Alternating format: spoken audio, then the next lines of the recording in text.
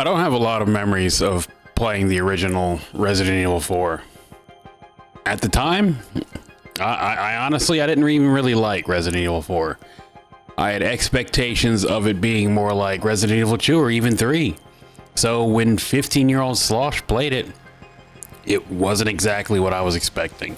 Which it's kind of funny because Dead Space is a direct result of Resident Evil 4.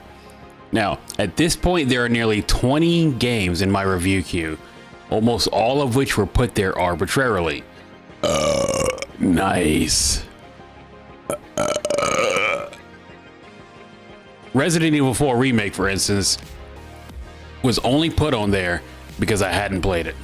So when writing my System Shock script, it came as a surprise to learn that Dead Space was hugely influenced by Resident Evil 4. So the Resident Evil 4 Remake is fun, and I do have my fair share of complaints. But overall, the game is neat. I enjoyed my time playing Resident Evil 4 Remake, and I can't wait to talk to you about it. I'm a fan of Resident Evil. Some of my earliest gaming memories are of being absolutely terrified of the Nintendo 64 port of Resident Evil 2. And since then, I've played nearly every mainline entry in the series. Well, nearly every. Till I got to play the Resident Evil 4 Remake. Now, before we officially begin, please take a moment to hit subscribe if you haven't. Doing so not only helps you find me again, but it helps viewers like you find me as well. And while you're there, why not hit one of the thumbs, maybe leave a comment too. Anyway, without further ado, welcome to my review of the Resident Evil 4 Remake.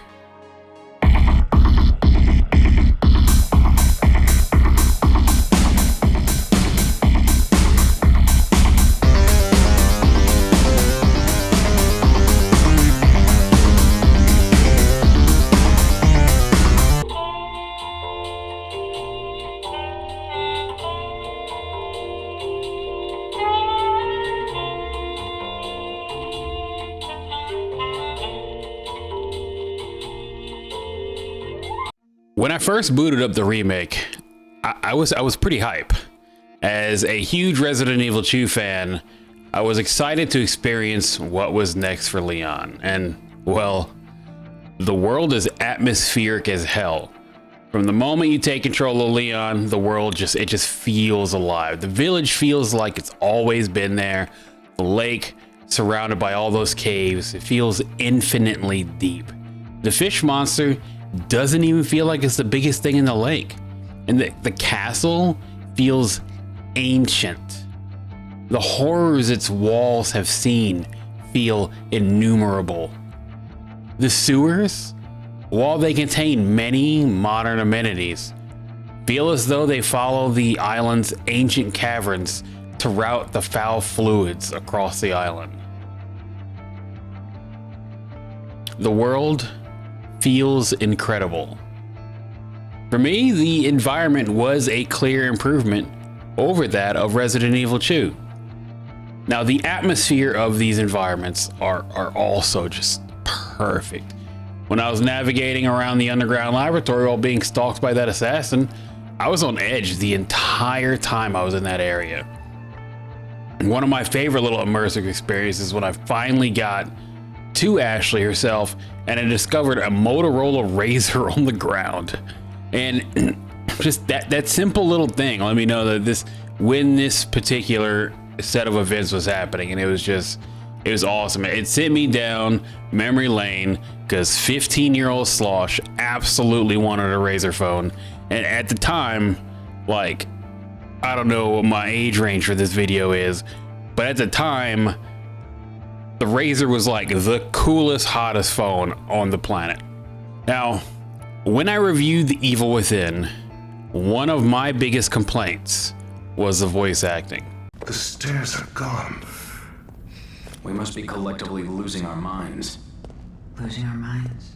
Losing our minds. Losing our minds. Losing our minds. Losing our minds. What the fuck is this voice acting? Oh God. Now, Shinji Mikami worked on both the original Resident Evil 4 and The Evil Within. So much of the writing would have fallen on him for the original. But tell me why. Please, please tell me why. The voice work in Resident Evil Remake, it just feels weird. And I don't just mean like the delivery of most of the characters is great, honestly. Louise, Lord Sadler, Ramon, they're all fantastic. Their delivery and lines fit who and what they are perfectly. I'm beat. Makes you appreciate tech like this. I don't get you. Why risk your life like this? You don't know us. I told you. It makes me feel better. Be straight with me for once. Los Iluminados. I was working for them. See, there you go. Helping the two of you doesn't make up for it. I know that. But still, I don't want anyone else to get hurt. In that case, you better get serious. Harsh words for a squire. But what the hell happened to Leon and Ada? Like, I get Leon had a life between 2 and 4, but like, where did he get all these cheesy one-liners? And Ashley, she's 20, but like her design and behaviors, they make her feel like she's a high schooler, and that's kind of fucking gross. And it's doubly gross that Leon flirts with her throughout the entire game. And again, I understand that she is 20. Like, you can get in the comments all you want, say she's an adult. I don't care. It doesn't change how it feels. She is coded like a high schooler, and it's gross. It's just gross.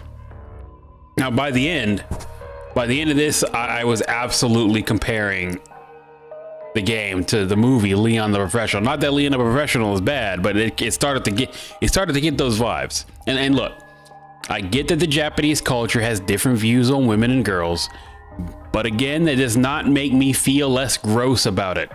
Japanese developers have a history of being weird about women. It is no secret. I like my women hot. I'm not gonna sit here and say otherwise, but I like my women to be women, not girls.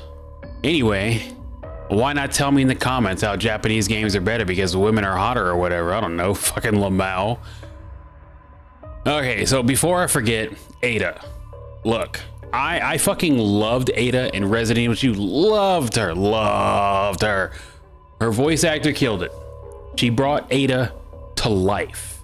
Now, I'm not gonna sit here and say Ada as a character in Resident Evil 4 is not a bad bitch. Far from it. And her current actress isn't bad either. Lily Gao is an excellent actress. She has worked hard in every role she has earned. Her inclusion in the role of Ada Wong is excellent representation, but it is clear that the voice work team gave her absolutely nothing to work with, both in the game and Welcome to Raccoon City. And honestly, I'm looking forward to seeing improvements that she's going to make in the future with Ada, you know, because she's a phenomenal actress. And as I was writing this, I also learned that I was not the only person who thought this, but it looked like I'm one of the few who blame anyone but Lily Gao. The harassment this woman got is absolutely unacceptable. Not that I can do anything about it from here now, but it's still. So what the hell is wrong with you guys? Like, really? So overall, Resident Evil 4 can be immersive, but you just have to hope that Leon, Ada, and Ashley don't open their mouths.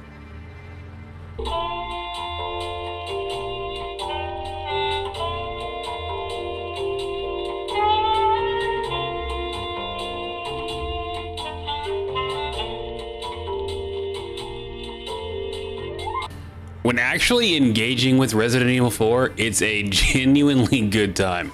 There are options for many different kinds of gameplay styles. Much like The Evil Within, the weapons you pick feel purposeful.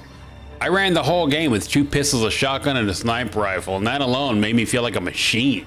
and the weapon upgrades were often the difference between success and failure for me. The gunplay itself is a lot of fun. It felt similar to Resident Evil 2, but with some clear improvements. Early on, you have no laser, so you rely on the crosshairs, and for optimal accuracy, it demands you hold still for a second with your weapon drawn. And I know most games have a crosshair system, but it feels different. Lining up shots feels very impactful. There are a few different weapon types, so finding ones that fit your playstyle it's really not hard. You got pistols, of which are 6. I used the Sentinel 9 and the Punisher for the entire game. The Sentinel 9 is one of the DLC weapons. I'm not sure which one. I got all of it. It doesn't matter.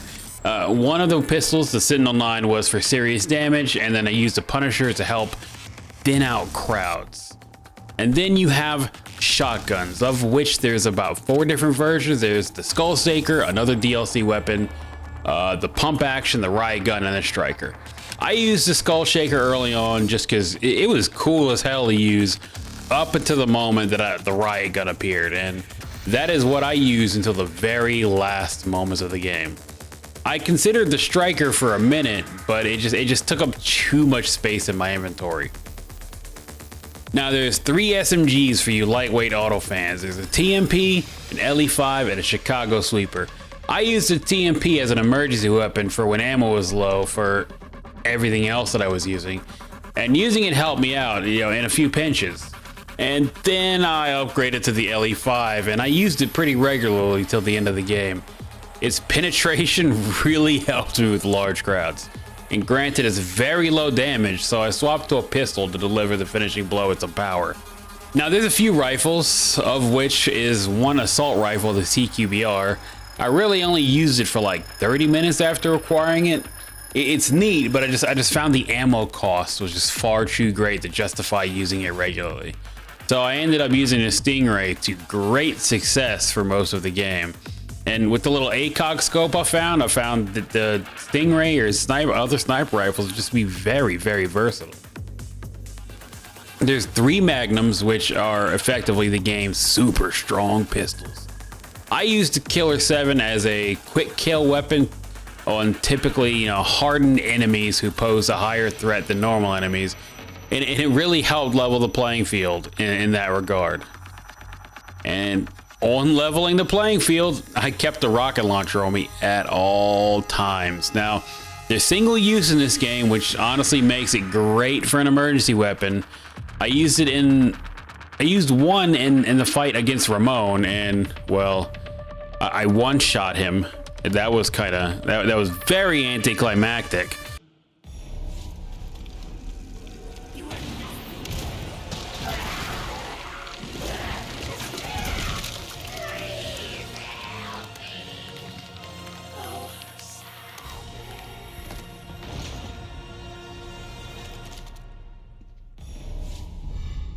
And then there was this shot.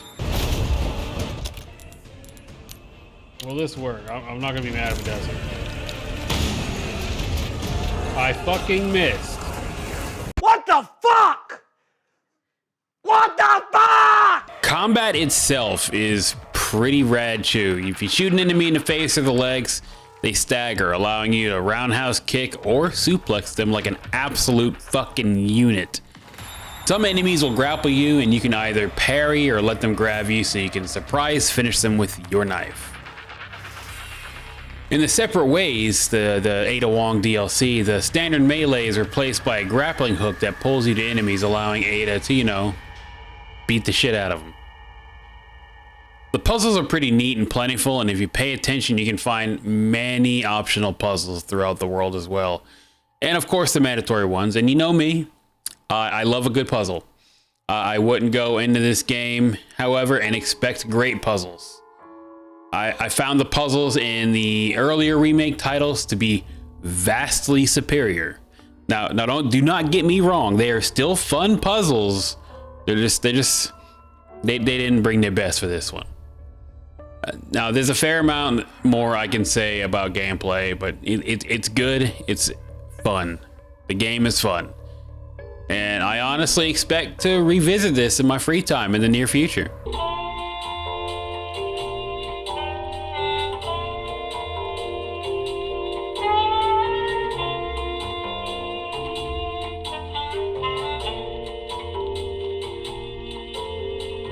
Okay, hot take. The story is where Resident Evil 4 is at its weakest. Now don't get it twisted. I'm not saying it's bad. I had a good time, but like, it's just another bad guy wants to take over the world story. There wasn't any like any real twists that took me off guard. You know, oh no, like Luis, the charming, devious Spanish guy, is actually an ex-Umbrella scientist. Like, oh no. Like, yeah, we knew something was coming with that. Like, and that's like the biggest, in my opinion, that's like the biggest twist in the game. It's like, okay. The whole way through, it was just like, okay, these guys are just obviously bad, and there's nothing real behind them driving them.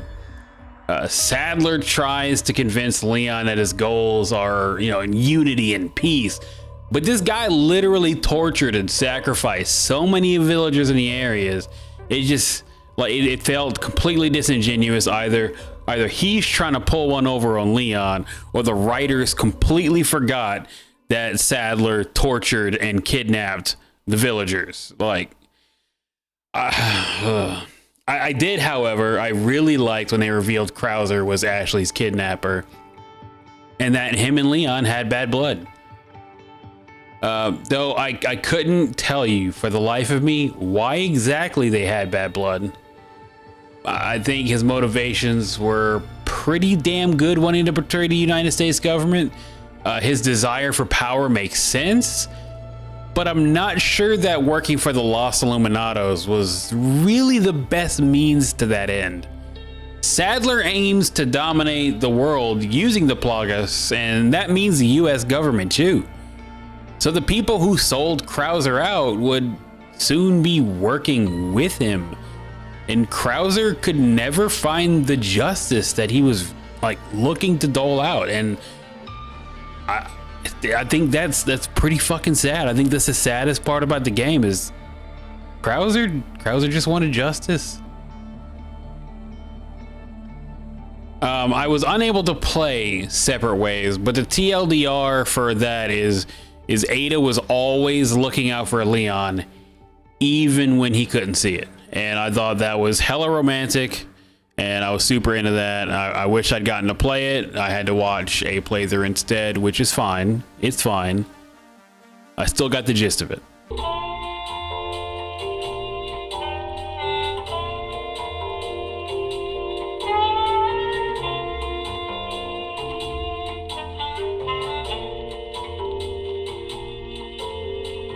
So I don't know if this is really a hot take, but Resident Evil 4 isn't really all that scary. Now, there's a couple of tense moments, but overall it's mostly action. And even early on, I never really felt threatened by anything. Not even the chainsaw guy, and especially not after I learned I could parry that shit with a fucking butter knife. Neat.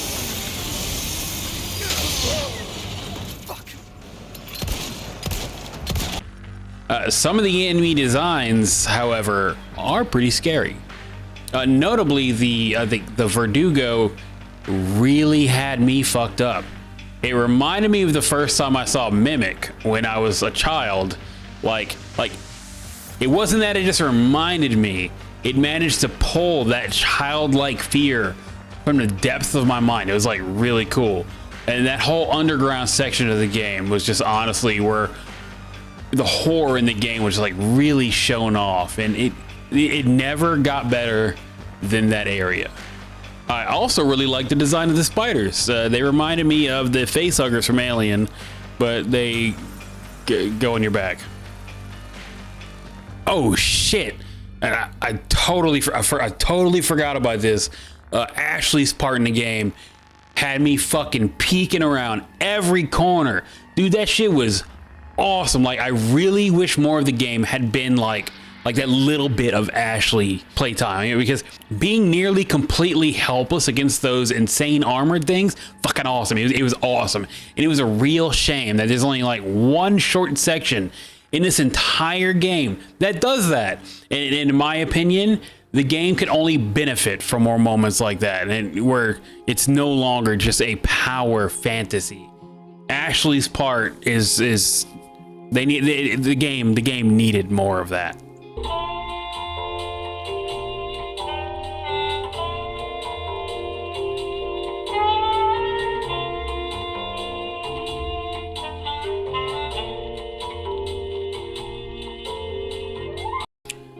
Resident Evil 4 is considered to be legendary among horror fans, and I can kind of get why, but after playing, it is far from my favorite Resident Evil.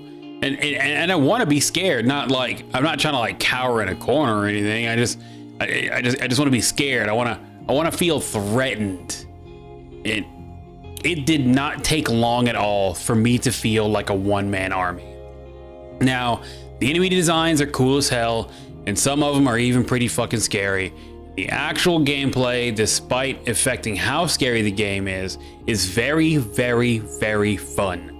And the story is just fine. And I don't think even for a second this broke my top 5 favorite Resident Evils. But it's fine. It's fine. So, should you buy Resident Evil 4?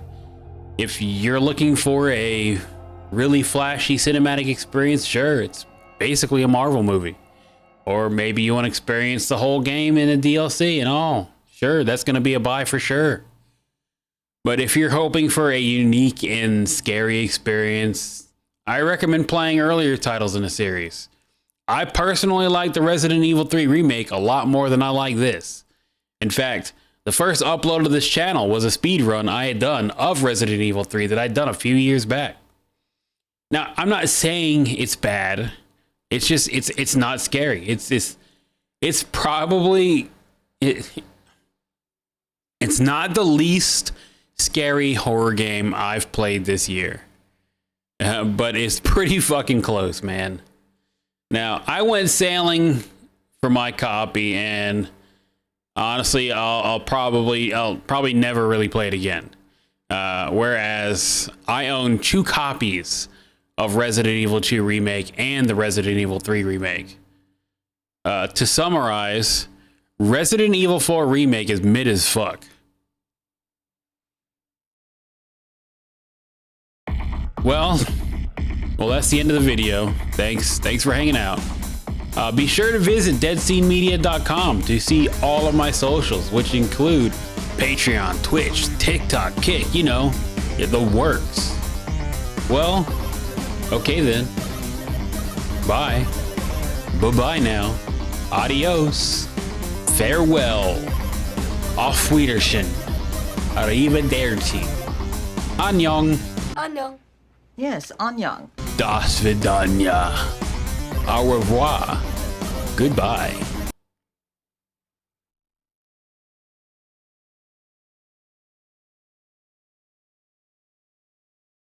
What are you still doing here?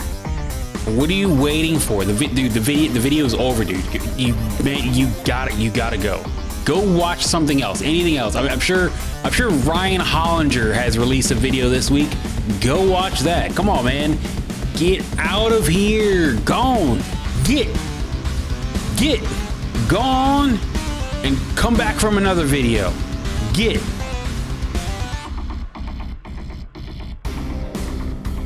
So if you've made it this far, why don't you go ahead and leave a comment, you know, saying "go on, get," to confuse all the lame folk who didn't make it this far. Anyway, Slosh out.